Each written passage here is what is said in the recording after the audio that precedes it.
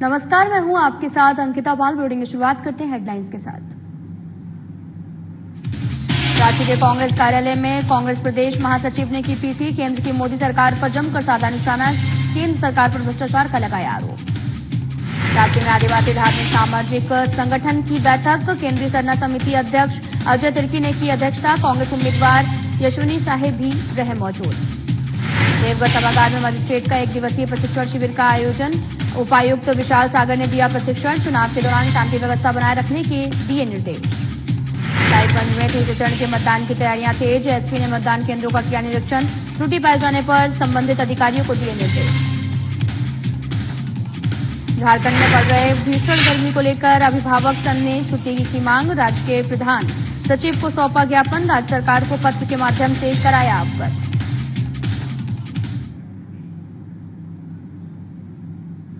रुक करते हैं खबरों की तरफ। चतरा लोकसभा सीट के लिए कांग्रेस के एन त्रिपाठी और बीजेपी के कालीचरण सिंह के बीच में सीधी टक्कर है। यहां पर 20 मई को जनता अपने मताधिकार का प्रयोग करेगी। और इसी बीच हमारे संवाददाता विकास सिन्हा चतरा लोकसभा के तरसही प्रखंड पहुंचे हैं, जहां पर उन्होंने इस बार लोकसभा के चुनाव में जनता क्या सोच रही है, मतदान करेगी, इसका भी जायजा लिया है। चुनाव की तारीख जैसे जैसे नजदीक आते जा रही है, वैसे वैसे तमाम प्रत्याशी चुनावी मैदान में अपना पूरी ताकत झोंक रहे हैं। हम आज पहुंचे हैं तरहसी प्रखंड और जानते हैं लोगों की मिजाज कि चतरा जो लोकसभा क्षेत्र है उसमें लोगों ने क्या मिजाज बनाया है और क्या सोचकर वोट देंगे। क्या वो ये विकास के नाम पर देंगे या फिर प्रत्याशी के नाम पर देंगे, या उनकी मन में क्या इच्छा है, ये सोच के क्या सोच के वोट देंगे। सबसे पहले ये बताइए, क्या सोच के इस बार वोट देंगे। हम देश को जो विश्व के टॉप श्रेणी में लेकर के आए हैं माननीय प्रधानमंत्री नरेंद्र दास मोदी जी, उनके कार्यों से प्रभावित होकर हम लोग सभी फिर से एक बार तीसरी बार मोदी सरकार को बनाने का संकल्प लेकर हम लोग, मतलब क्या लगता है कि कर्म के आधार पर देंगे, मतलब कि विकास के नाम पर देंगे। विकास के नाम पर हम लोग नरेंद्र मोदी जी को फिर से दोबारा प्रधानमंत्री बनते हुए देखना चाहते हैं। अच्छा। क्या लगता है, बताइए क्या सोच के इस बार वोट देंगे। वोट तो ऐसे हम मोदी के देंगे, जो भी किए अच्छा काम किए हैं। क्या अच्छा किए, सब चीज घर पक्का दिए हैं, लैट्रिन बाथरूम दिए हैं, चावल भी मिल रहा है। मतलब अच्छा काम किए हैं। वोट तो उन्हीं को पड़ेगा। आखिर क्या सोच के वोट देंगे, क्या मतलब वोट देंगे, कैसे। हम लोग तो बीजेपी को ही देंगे। आखिर मन में क्या बात लेके इसीलिए देंगे कि हमारे वो धर्म के प्रति आज अगर हम लोग सब भाईचारा अगर हम लोग को है तो उन्हीं के बदौलत है। नहीं तो आज हमारे देश में जो इतना मुआदी नक्सली हो रहा है, जो नक्सलाइट हो रहा है, जो इतना मेरा बॉर्डर पे हो रहा है, आज वो सब कुछ ही नहीं। हम लोग सब शांति संपूर्ण भाईचारा निम रहा है। और जो हमारे इतना पूर्वजों का जो समय का जो सपना था श्री राम मंदिर का, जो आज उनके कारण हम लोग का संपूर्ण हुआ, जो हम लोग ख्वाब में भी नहीं सोचे थे, वो हमारे मोदी जी किए हैं। इसलिए हम एकदम देंगे। हम लोग एकदम सारे लोग क्या सोच के इस बार वोट पड़ेगा। देखिए, मोदी जी के जो कार्य देख रहे हैं, जैसे शौचालय में दिया गया गरीबों के लिए, जो गरीब घर नहीं बना पाता है उसको घर दिया गया। सोचे भी नहीं, जो धर्म प्रेमी जो देश के लिए सोचते होंगे उनको राम मंदिर मिला, 370 हटा। ये बड़ी बड़ी उपलब्धियां मोदी जी के द्वारा दिया गया, जिसके लिए भारतीय जनता पार्टी को भारत के देशवासी मतदान करेंगे और मोदी जी को फिर से लाने का काम करेंगे। क्या बोले, मतलब ये क्या सोच के वोट देगी, वोट क्या सोच के देगी। सब सोच के दिए हैं, सब कुछ तो देते नहीं करेंगे। क्या सोचेंगे। आवास दिए, बकरी सीट दिए, मतलब ये बाथरूम दिए, फिर पानी दिए, नल जल। तो ये सोच करके वोट देंगे। ये सोच के देंगे। चलिए, हमारे साथ कुछ है, क्या बताइए, क्या सोच के वोट दीजिएगा। अभी हम तो बोले बोलिए ना, बोलिए ना। हम देंगे मोदी सरकार को वोट देना। हाँ, लेकिन क्या मतलब कहने का मतलब है ना कि जेकर कॉलोनी बार बार मिल रहा है ओकरे हाली हाली मिलता है, समझ रहे हैं। और जेकर नहीं मिलल है ओकर नहीं मिल रहा है। फिर आप कैसे कह रहे हैं कि मोदी सरकार में विकास हो रहा है। जैसे मैंने कि यहाँ जो बिचौलिया लोग है ये सब गलत काम करता है। वोट देने के लिए लोग अपना क्या सोच के इस बार वोट देंगे। हम आरजेडी को वोट देंगे। हाँ, क्या सोच कर देंगे, मन में क्या रहेगा। हमको ये ठीक लगता है तो हम उनको देंगे। हाँ, मतलब आखिर क्या मतलब मन में होगा ना कि हमारा कौन काम होगा, उनके मतलब ये उनका रोड रास्ता स्कूल हिसाब से सब हमको ठीक लगेगा। आरजेडी के शासनकाल में अच्छा काम हुआ था। हाँ, किसी नहीं हुआ, सब पहले सब ठीक हुआ है। मन में है कि हम आरजेडी को वोट। हाँ, हम आरजेडी को वोट देंगे। आरजेडी। अच्छा, अभी जैसे बात हर लोग के जुबान पर है, मोदी जी आ रहे हैं, मोदी जी, तो क्या लगता है कि ये मतलब मोदी जा रहे तो हमारा भाई आरजेडी के, तो हम आरजेडी के देंगे। मतलब क्या ये विकास के नाम पर देना है या फिर मन में है कि ना विकास के नाम विकास करेंगे विकास करेंगे। चलिए हमारे साथ और भी कुछ लोग जुड़े हैं, ये हमारे ये भी हैं, ये क्या वोट देंगे इस बार? वोट देंगे? हाँ जी, वोट तो देंगे। क्या सोच के वोट देंगे? क्या सोच के देंगे? हाँ, मेरा गांव में लाइन नहीं था, अब लाइन हो गया।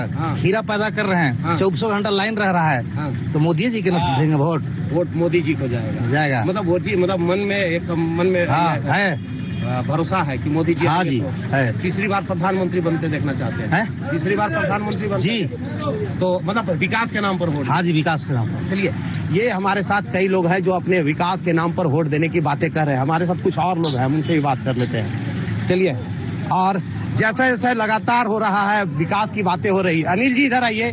अनिल जी आप अभी जो बता रहे थे वो बताइए। हम बाबा रुकिएगा, ये बताइए कि विकास कितना हुआ मोदी जी के सरकार में? विकास इतना धरातल परियोजना इनका अथी में नेतृत्व में चल रहा है कि विपक्ष लोग हताश हो जा रहा है। गिने नहीं पारिएगा। जैसे गरीब को अभी तक कोई जितना मकान बढ़िया दिए थे मोदी जी के रीजन में हुआ, वो कभी जीवन में नहीं हुआ था। आज सुरक्षित रह रहा है पक्का मकान में। अभी जो है कि राज्य सरकार आपका जो राशन मिल रहा है समाप्त कर दिया। प्रधानमंत्री जी ने गरीब कल्याण योजना की तरफ फ्री राशन दे रहे हैं। और आपका योजना उज्ज्वला गैस, यहाँ के माताएं बहनें गैस जानते नहीं थे कि गैस चूल्हा होता कैसा है। इनके शासन में, इनके प्रधानमंत्री नेतृत्व काल में सभी घर उज्ज्वला योजना के फ्री गैस दिए हैं कि आज माताएं बहनें हमारा। विपक्ष पार्टी कह रहे हैं कि नरेंद्र मोदी जितना बात बोलते हैं सब झूठ बोलते हैं, झूठ आश्वासन दे रहे हैं। देखिए, विपक्ष का आरोप लगाना है, वो तो हारेगा तब वो जीतेगा तब वो थुरेबे करेगा। वो से कहना में उथेथर है विपक्ष के पास कुछ मुद्दा नहीं है तो क्या कहेगा? हताश है। वो विकास देख करके मोदी जी के नेतृत्व में हमारा देश एक नंबर आगे बढ़ रहा है। डिजिटल इंडिया बनाने का काम किए हैं। सपना जो देखे हैं वो अब की में पूरा होगा। इसीलिए पूर्ण बहुमत से हम लोग उनका मतदान करेंगे। लगातार विपक्ष हावी हो रहा है कि मोदी जी जितनी बातों को बोल रहे हैं वो विरोध मतलब उनका बात में सच्चाई नहीं है। देखिए, विपक्ष के पास कोई जवाब नहीं है, कोई उपाय नहीं है, इसलिए झूठ के सहारा लेकर के और मतदान लोग से मतलब वोटर लोग से ठगी करना चाहता है ताकि हमको वोट मिले। बेवकूफ बनाकर वोट लेना चाहता है। ये होने वाला नहीं है। मतदाता लोग जग चुके हैं और सब जान चुके हैं कि पहली बार ऐसा प्रधानमंत्री मिला है जो गरीबों के लिए काम करता है। आपको मैं बताऊं, अगर आप विपक्ष की बात करते हैं तो हमको जब तक याद है, जब से कि कांग्रेस के जमाने में जब आवास आता था, इंदिरा आवास, तो एक पंचायत में 10 आवास आते थे। 10 आवास में 2 अल्पसंख्यक का रहता था, 2 जनरल रहता था, 2 ओबीसी का रहता था और 2 एससी का रहता था, 2 एसटी का रहता था। 10 आवास में सबको बंटना था। आज देखिए, एक पंचायत में 800 आवास, 800 पीएम आवास आया, मोहल्ला के मोहल्ला पक्का मकान बन गया। आज देखिए सुख चैन से है लोगों में एक विश्वास है मोदी जी के प्रति। 100% विश्वास है और मोदी जी ही आएंगे, दूसरा कोई नहीं आएगा। क्या बोलते हैं बाबा, मोदी जी आएंगे? मोदी जी आएंगे करेंगे, दूसरा कोई नहीं आएगा। नहीं आएगा। वैसा काम में कोई किया तो कहाँ से आएगा? नहीं है कोई काम। तो झूठा है तो झूठा वाला काम करेगा। आप जानता देगा वोट। तो क्या चेहरा मोदी जी के देख के देंगे कि प्रत्याशी के नाम पर देंगे? मोदी जी के देख के देंगे हम लोग। मोदी जी को देख के। अब क्या बोलते हैं, मोदी जी का चेहरा? मोदी जी को देख जी, मतलब वोट देने के लिए मोदी जी चेहरा। मोदी तो शेर है। तो आप क्या बोलते हैं? मोदी जी को देखेंगे। मोदी जी को देखेंगे। हाँ। प्रत्याशी को नहीं देखेंगे ना, कोई भी रहेगा मोदी जी को देंगे। आप क्या बोलते हैं? प्रत्याशी कोई भी रहे, मोदी जी को देना है वोट। मोदी जी। हाँ, दूसरा कोई विकल्प नहीं है। इसको आप क्या बोलते हैं? मोदी जी की सरकार बनाना चाहते हैं। मोदी जी की सरकार बनाना चाहते हैं। मोदी जी की सरकार जी। क्या लगता है? नहीं, जो चेहरा तो मोदी जी का है। हाँ। बाकी एक ही है, जो प्रत्याशी आया है उसका तो वोट हम प्रत्याशी के देवे करेंगे। हाँ। प्रत्याशी के देवेंगे तब न मजबूत उनको बनेगा। प्रत्याशी पहली बार मिला सुने चतरा में स्थानीय। हाँ, तो उनका मान के चलिए वोट देवेंगे तब न उनको मजबूत मिलेगा। बाकी मोदी के नाम पर हम तो वोट देवेंगे। प्रत्याशी को नहीं, मोदी जी का चेहरा सामने आ रहा है। हाँ। तो प्रत्याशी नहीं, मोदी जी का चेहरा सामने आ रहा है। प्रत्याशी लाख चाहे कोई हो, लेकिन वोट मोदी को जाएगा। और मोदी को वोट इसलिए जाएगा कि जो जरूरत का चीज है, यानी आवास, राशन इत्यादि जितने भी योजनाएं चले उसका लाभ लोगों को मिला है। यही वजह है कि चेहरा सामने मोदी जी का है। भले प्रत्याशी कोई हो, लेकिन मोदी जी को तीसरी बार लोग प्रधानमंत्री बनना देखना चाहते हैं। ये है तरहसी प्रखंड के मुख्यालय का हाल, यानी मोदी मय है। तरहसी प्रखंड में जनता ने एक मन बना लिया यहाँ के लोगों ने कि मोदी को तीसरी बार लाना है। यही वजह है कि लगातार सबके जुबान पर, चाहे बच्चे हो, बुजुर्ग हो, जो भी वोटर हैं, सबके जुबान पर है मोदी और सिर्फ मोदी। क्योंकि मोदी की गारंटी पर इन लोगों को भरोसा है कि मोदी जी जो कहते हैं वो करते हैं। यही वजह है कि इस बार तरहसी प्रखंड में यहाँ पर जो मुख्यालय में है, हर के जुबान पर सिर्फ मोदी है। और मोदी को लोग, चूंकि चुनाव है तो लोगों में एक उत्साह है, उमंग है कि साथ साथ वोट देने के प्रति लगाव भी है। लेकिन इनका एक ही कहना है कि मोदी है तो मुमकिन है। कैमरामैन कृष्णा के साथ विकास सिन्हा, साधना न्यूज, पलामू। फिलहाल यहाँ रुकते एक छोटे से ब्रेक के लिए।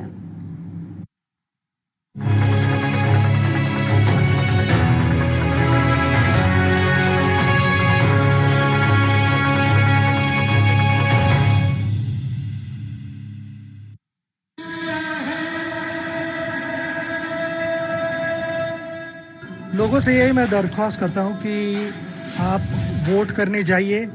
ये हमेशा एक सोच होती है कि ना मेरे एक वोट से क्या होगा, कुछ नहीं फर्क पड़ता है। आप जाइए, अपने देश का भविष्य अच्छी तरह से आगे लेना चाह रहे हैं तो जिसे भी आप देना चाहे वोट, आप वोट दीजिए, क्योंकि हर एक वोट विल मैटर। मैं यही उम्मीद करता हूं आपसे कि आप जाएंगे और वोट जरूर करेंगे।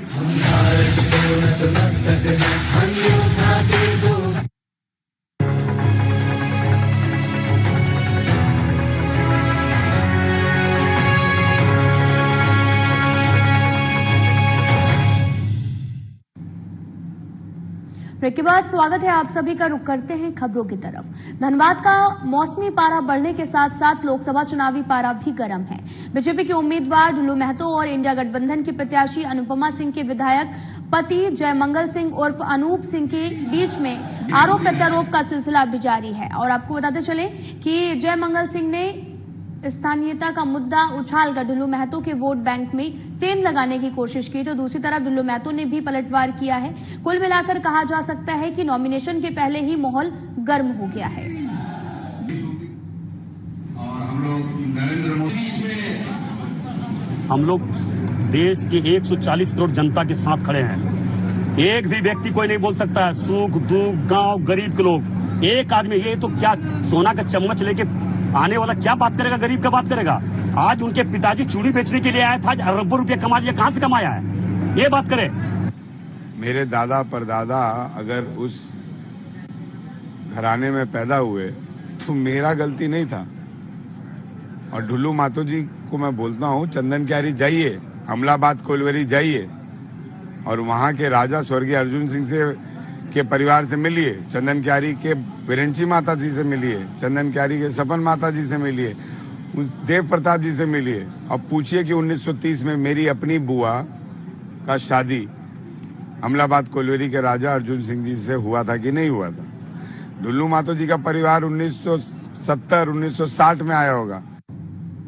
राजधानी रांची में कांग्रेस कार्यालय में प्रेस कॉन्फ्रेंस का आयोजन किया गया। इस दौरान कांग्रेस के प्रदेश महासचिव ने प्रधानमंत्री के प्रति जमकर भी बरसे हैं। उन्होंने ये भी कहा कि प्रधानमंत्री ने करप्शन का स्कूल खोल रखा है। पीएम कभी भी देश के मुद्दे पर बात नहीं करते हैं, चंदा लेकर ठेका की बात करते हैं। साथ ही उन्होंने भगवान राम को लेकर कहा कि बीजेपी के लोग भगवान राम को लाए, लेकिन अभी तक नीरव मोदी, मेहुल चोकसी को अभी तक लेकर नहीं आए हैं।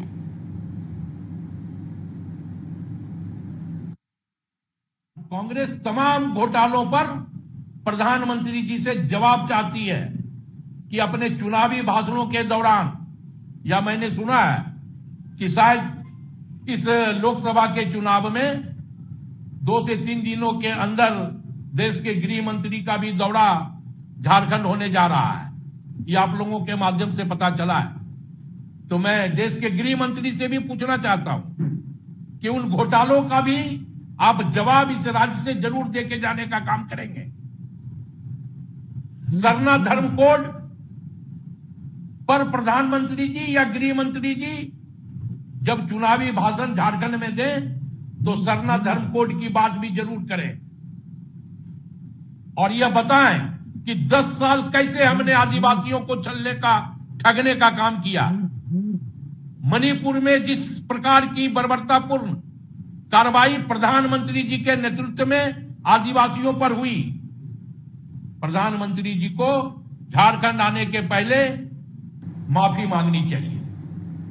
रांची घुमकुड़िया करमटोली में आदिवासी धार्मिक सामाजिक संगठन की बैठक सह महासभा आयोजित की गई। बैठक केंद्रीय सरना समिति अध्यक्ष अजय तिर्की की अध्यक्षता में की गई है और बैठक के दौरान रांची लोकसभा से कांग्रेस की उम्मीदवार यशस्विनी साहिब भी शामिल रही और आपको बताते चले कि बैठक में सर्वसम्मति से यशस्विनी को समर्थन देने की बात भी की गई और बैठक के दौरान आपको बताते चले कि साही ने यह भी कहा कि आदिवासी संगठन की महासभा में आदिवासियों को जिन मुद्दों को लेकर बातचीत हुई है, हमारे पूर्व राष्ट्रीय अध्यक्ष राहुल गांधी झारखंड जब आए थे तो उन्होंने आदिवासी समाज से इस संबंध में बात भी की थी। उन्होंने समस्याओं को जानने की कोशिश की। बीजेपी वाले हमेशा संविधान बदलने की बात करते हैं। वहीं इस दौरान केंद्र सरना समिति के अध्यक्ष अजय तिर्की ने यह भी कहा कि देश में मौजूदा सरकार आदिवासियों के हित में कोई भी कार्य नहीं किया है। उनके जल जंगल को छीनने की लगातार कोशिश की गई है। सबसे पहले तो यशस्विनी सहाय जी जिस तरह से हम लोग आदिवासी संगठन के बीच में जाए हैं और हम ही लोगों ने इसको बुलाया है, इसलिए बुलाया है कि जिस तरह से देश की जो परिस्थिति जो बनी हुई है, देश की परिस्थिति ऐसी बनी हुई है कि जैसे संविधान खत्म होने की बात कहा जा रहा है, अधिकार छीनने की बात कहा जा रहा है, आदिवासियों को जल जंगल जमीन छीनने की बात कहा जा रहा है। ये तमाम मुद्दों सिर्फ और सिर्फ बीजेपी के प्रोपेगेंडा में है और हम लोग देख भी रहे हैं। आप जैसे मणिपुर की बात करें तो महिलाओं को निवर्स करके घुमाया जाता है आदिवासी, जहाँ की बीजेपी की सरकार है। अब छत्तीसगढ़ की बात करें तो जंगलों को धड़ल्ले से काटा जा रहा है, आदिवासी को बेघर किया जा रहा है, जहाँ बीजेपी की सरकार है। देखिए, कोई भी चुनाव कठिन होता है क्योंकि ये विचारधारा की लड़ाई है, पर मैं ये जानती हूँ कि मुझे लोगों की आवाज़ों को बुलंद करना है, उसे ऊपर लेके जाना है। तो मैं जहाँ भी लोगों के बीच में जा रही हूँ उनके मुद्दों के बारे में बात कर रही हूँ, उनकी बातों को आगे बढ़ाने का काम कर रही हूँ। तो कोई और कठिनाई तो नहीं रख रही है। किन किन जमीनी मुद्दों को लेकर के अब लोगों के पास जाएंगे? देखिए, अगर यहाँ की बात करें तो सबसे पहले तो कांग्रेस पार्टी ने जल जंगल जमीन की बात अपने ही न्याय पत्र में की है। कहा है कि उन पर जो कानून जो बेसिकली जो केसेस होते हैं उसका तुरंत 1 साल में फैसला कर दिया जाएगा। वन अधिकारों पर जो केसेस होते हैं ये घोषणा पत्र में भी मेंशन है। दूसरी बात आती है तो सरना बिल कोड की भी अगर बात आती है तो सरना बिल कोड तो एक बहुत ही इंपॉर्टेंट एस्पेक्ट रहा है क्योंकि वो एक ह्यूमन एंड नेचर का इंटरकनेक्टेडनेस है। रांची लोकसभा सीट के चुनाव के लिए अधिसूचना जारी हो गई है। अधिसूचना जारी होने के साथ ही नामांकन पत्र भरने का काम भी शुरू हो गया है। जिला निर्वाचन पदाधिकारी उपायुक्त राहुल कुमार सिन्हा ने रांची में आयोजित संवाददाता सम्मेलन में बताया कि झारखंड में तीसरे चरण के तहत हो रहे लोकसभा चुनाव के तहत रांची लोकसभा सीट पर भी चुनाव सुनिश्चित है। उन्होंने ये भी बताया कि आगामी 6 मई तक नामांकन पत्र दाखिल किया जा सकता है, जबकि 7 मई को नामांकन पत्रों की जांच होगी। जिला निर्वाचन पदाधिकारी ने यह भी बताया कि 9 मई तक प्रत्याशी अपना नाम भी वापस ले सकेंगे। आगामी 25 मई को रांची लोकसभा सीट के लिए मतदान सुनिश्चित किया जा रहा है और जबकि मतों की गणना 4 जून को होगी। उन्होंने यह भी बताया कि 6 जून को पूरी चुनावी प्रक्रिया संपन्न हो जाएगी।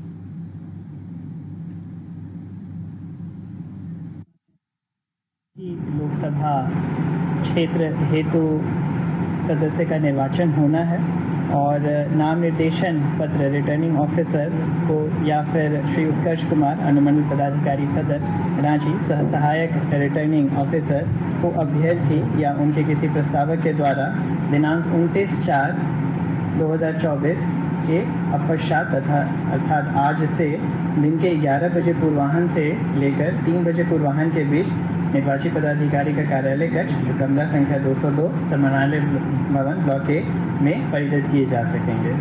इस नाम निर्देशन पत्र के प्रारूप पूर्वोक्त स्थान और समय पर अभिप्राप्त किए जा सकेंगे। नाम निर्देशन पत्र संवीक्षा के लिए उपायुक्त का सभा कक्ष कमरा संख्या 207 समानालय भवन ब्लॉक ए में दिनांक 7 मई 2024 को पूर्वाह्न 11 बजे लिए जाएंगे। अगर अभ्यर्थी वापस लेने की सूचना या तो अभ्यर्थी द्वारा या उनके किसी प्रस्ताव द्वारा या उनके निर्वाचन अभ्यर्थी द्वारा जो अभ्यर्थी द्वारा उसे परिवर्तित करने के लिए लिखित में प्राधिकृत किया गया हो वह निर्वाची पदाधिकारी अथवा श्री उत्कर्ष कुमार अनुमंडल पदाधिकारी सदर रांची में से किसी एक के भी उनके कार्यालय में दिनांक 9 मई 2024 को 3 बजे अपराह्न के पूर्व प्रदत्त किए जा सकेंगे और निर्वाचन लड़े जाने की दशा में दिनांक 25 मई 2024 को पूर्वाह्न 7 बजे और अपराह्न 5 बजे के बीच में मतदान होगा। तो नाम निर्देशन पत्र प्राप्त करने के लिए सारी प्रक्रियाएं यहाँ पे पूरी की जा चुकी हैं और 11 बजे से लेकर 3 बजे तक यहाँ नाम निर्देशन पत्र प्राप्त किए जाएंगे और लास्ट डेट ऑफ नॉमिनेशन 6 मई अर्थात सोमवार रहेगा। डेट ऑफ स्क्रूटिनी 7 मई मंगलवार रहेगा। नॉमिनेशंस को विथड्रॉ करने की अंतिम तिथि 9 मई 2024 गुरुवार रहेगी। पोलिंग डेट 25 मई 2024, काउंटिंग की तिथि 4 जून 2024 और 6 जून को चुनाव की प्रक्रिया पूरी तरीके से समाप्त होगी। यहाँ पर निर्वाची पदाधिकारी के कार्यालय के नीचे सभी बैरिकेडिंग्स लगाकर रखे गए हैं। वहाँ पर कोई भी अभ्यर्थी अपने साथ अधिकतम 4 लोगों के साथ आना कर सकते हैं। 3 वाहनों में उनका आगमन हो सकता है और जगह इस बैरिकेडिंग के पास डूज एंड डोंट्स का सभी प्रकार से दिशा निर्देश उपलब्ध कराकर रखा गया है। सभी मीडिया बंधुओं के लिए भी मीडिया सेंटर बनाकर रखा गया है जहाँ पर कि एक हेल्प डेस्क भी मौजूद रहेगा और किसी भी प्रकार की आवश्यकता या जानकारी के लिए वहाँ पर स्टाफ्स मौजूद रहेंगे। देवघर के सूचना भवन सभागार में लोकसभा चुनाव में प्रतिनियुक्ति सेक्टर मजिस्ट्रेटों का 1 दिवसीय प्रशिक्षण देवघर उपायुक्त विशाल सागर की देखरेख में आयोजित किया गया। बैठक में उपायुक्त विशाल सागर ने यह भी कहा कि चुनाव के दौरान समन्वय स्थापित कर तत्परता से काम करें जिससे कि वोटरों को किसी प्रकार की परेशानी न हो। जो हमारे 4 विधानसभाएं हैं उनके sector officers, sector police officers के साथ में रिव्यू किया जा रहा है। हम लोग उनको फाइनली बता रहे हैं अभी कि उनकी क्या क्या रेस्पॉन्सिबिलिटीज़ हैं। यदि पोल डे वाले दिन कुछ समस्या आती है, ईवीएम को रिप्लेस करने की आवश्यकता पड़ती है, तो किस प्रकार से ईवीएम को रिप्लेसमेंट करने का प्रोटोकॉल है उसके बारे में जानकारी दी जा रही है। पोलिंग पार्टीज के साथ में कैसे समन्वय बनाए रखना है उसकी जानकारी दी जा रही है। आज जो हम लोग ट्रेनिंग करवा रहे हैं ये बेसिकली रिफ्रेशर कोर्स है और 1-1 घंटे का हम लोग अभी ये कोर्स करवा रहे हैं जिसमें कि सेक्टर ऑफिसर्स को मुख्यतः किन जिम्मेदारियों का आह्वान करना है उनकी हम लोग उनको क्रिस्प ट्रेनिंग दे रहे हैं। इससे पहले डिटेल ट्रेनिंग कई बार हो चुकी है और रिव्यू के दौरान भी उनको गाइड कर दिया जाता है। लोकसभा चुनाव की तैयारियों और सुरक्षा व्यवस्था को लेकर एसपी कुमार गौरव लगातार जिले के कई मतदान केंद्रों का निरीक्षण कर रहे हैं। कहीं त्रुटि पाई जाने पर संबंधित पदाधिकारियों को दिशा निर्देश भी दिया जा रहा।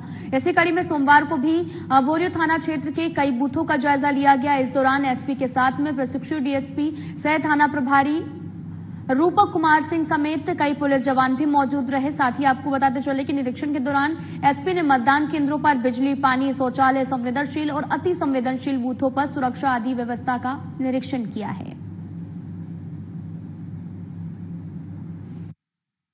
आगामी लोकसभा चुनाव जो होना है साहेबगंज में 7th फेज में है। इसी के मद्देनजर जितने भी बूथ हैं, इम्पोर्टेंट बूथ हैं, जो काफी डिस्टेंट एरियाज में है या आने जाने का रास्ता ठीक नहीं है या सेंसिटिव नेचर के हैं, उन सभी बूथ्स का विजिट किया जा रहा है। इस प्रक्रिया में हम लोग कुछ दिन पहले बरहेट में भी जो हिरणपुर क्षेत्र है वहां पर भी बूथ का विजिट किए थे। रंगा में करमटोक जो पहाड़ी पर है, जंगल में है, वहां भी विजिट किए थे और राजमहल प्रखंड के दियारा, गदाई दियारा में भी विजिट किए थे जहां पे नाव से ही बूथ पर जाया जाता है। और आज बोरियो प्रखंड में यहाँ पर इस क्षेत्र में हम लोग विजिट कर रहे हैं। बोकारो पुलिस अधीक्षक को साइबर ठगी की गुप्त सूचना मिली है। पुलिस अधीक्षक ने मिली सूचना के आधार पर पुलिस उपाधीक्षक आलोक रंजन के नेतृत्व में टीम का गठन किया। टीम ने सूचना के सत्यापन पर की गई कार्रवाई के दौरान 3 अभियुक्त सागर दास, रोहित कुमार दास और धनशी शर्मा को गिरफ्तार किया है। बताया यह भी गया कि गिरफ्तार किए गए लोग साइबर ठगी और जालसाजी के कार्य में लिप्त थे। गिरफ्तार अभियुक्तों के पास से पुलिस ने ठगी में प्रयुक्त की जाने वाली कुल 5 मोबाइल फोन, 5 सिम कार्ड और एक बायोमेट्रिक फिंगर स्कैनर सहित अन्य सामान को बरामद किया। आपको बताते चलें कि सभी अभियुक्तों की गिरफ्तारी बोकारो के हरला थाना क्षेत्र से की गई है। किया गया छापामारी के दौरान 3 अभियुक्तों को गिरफ्तार किया गया है। अभियुक्तों का नाम है सागर दास, रोहित और धनजी शर्मा। तीनों जो है सो वर्तमान में सेक्टर 9B के रहने वाले हैं, हरला के रहने वाले हैं। इनके पास से कुल 5 mobile, 5 SIM, 7 Fino payment bank का सेविंग अकाउंट कॉम्बो किट मिला है और एक बायोमेट्रिक फिंगर स्कैनर मशीन होता है वो भी प्राप्त किया गया है। उन लोगों से छापामारी करके किया गया। इन लोगों के द्वारा मुख्य रूप से किया जा रहा था कि किसी भी रैंडमली किसी भी लोगों को क्रेडिट कार्ड के लिए कि आपको अगर क्रेडिट कार्ड की आवश्यकता है। सिमडेगा में भीषण गर्मी पड़ रही है जिससे वहां पर जनजीवन पूरी तरह से प्रभावित हो गया है। लोग दिन के समय में भी अपने घरों से निकलने से बच रहे हैं और उसके देखते हुए आपको बताते चले कि सदर अस्पताल पूरी तरह से अलर्ट है। इस संबंध में जानकारी देते हुए सिमडेगा सदर अस्पताल की उपाधीक्षक डॉक्टर राजेश कुमार ने यह भी बताया कि गर्मी से चपेट में आए मरीजों के लिए 5 अलग बेड बनाए गए हैं। साथ ही उन्होंने यह भी कहा कि अगर आवश्यकता ना हो तो धूप में ना निकलें। सदर अस्पताल में हीट वेव को लेकर हीट वेव से जो ग्रसित मरीज है उन लोगों के लिए 5 बेड का स्पेशल रूम तैयार कर दिया गया, जहाँ हीट वेव से ग्रसित पेशेंट को ही रखा जाएगा और सभी तरह के इमरजेंसी मेडिसिन जो ट्रीटमेंट के इलाज में जरूरत पड़ता है इसका व्यवस्था कर दिया गया है। गर्मी से बचाव के लिए लोगों के लिए क्या है सर? गर्मी से बचाव का विषय ये है कि धूप से बचें, सुबह और शाम में ही अपना जरूरी काम को निपटाएं। दोपहर में कोशिश करें कि कम से कम घर से निकलने की कोशिश करें। घर से निकले भी तो सर में तौलिया रख के निकले, सर ढक कर निकले, हल्के कलर का सूती कपड़ा पहने और अधिक से अधिक पेयजल जैसे ORS किसी भी तरह का लिक्विड डाइट अधिक से अधिक सेवन करें। फिलहाल इस वीडियो में इतना ही। नमस्कार।